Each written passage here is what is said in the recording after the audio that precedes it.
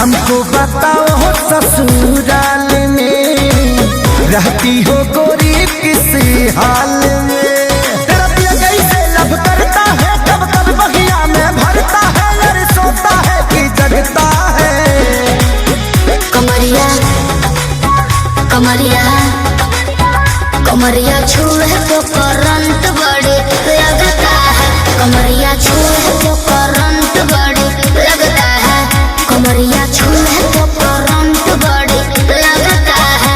कमरिया छुए तो करंट बड़े लगता है।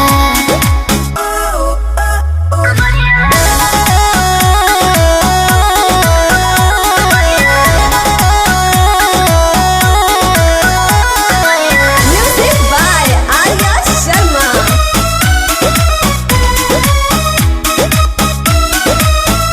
राज दिल का खोलो, बात हमसे बोलो, और क्या क्या घटना घटता है जब पिया पजीरा सटता है?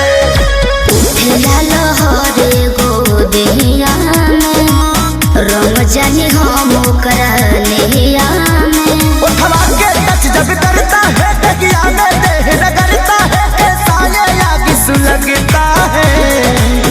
कमरिया कमरिया कमरिया छुए तो करंट बड़े लगता है। कमरिया छुए तो करंट बड़े लगता है।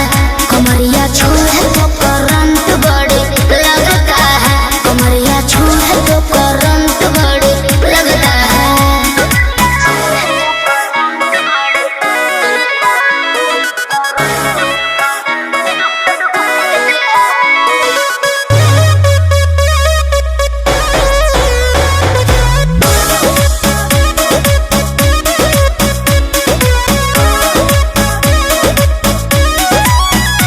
कुछ आगे कहो, ऐसे चुप ना रहो, कैसे इन हटाता है साड़ी का? क्या है आदत खेसारी का? सुनाए विजय मीठी बतिया हो, बोली बोली मार लेला मतिया हो।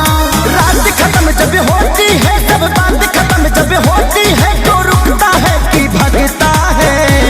कमरिया कमरिया कमरिया छुए तो करंट बड़े लगता है। कमरिया छुए तो करंट बड़े लगता है। कमरिया छुए तो करंट